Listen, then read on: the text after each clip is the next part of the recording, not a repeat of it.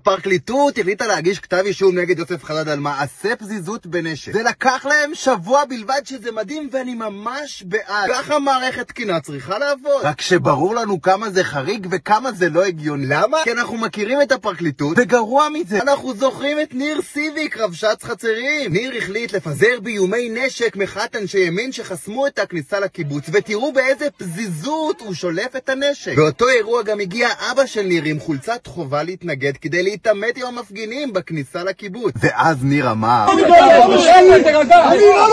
שזה איום לגיטימי, בטח מאדם שלפני רגע נופף פה עם האקדח שלו. לא עוברים כמה רגעים, ניר שוב שולף את האקדח, אבל הפעם בבאם.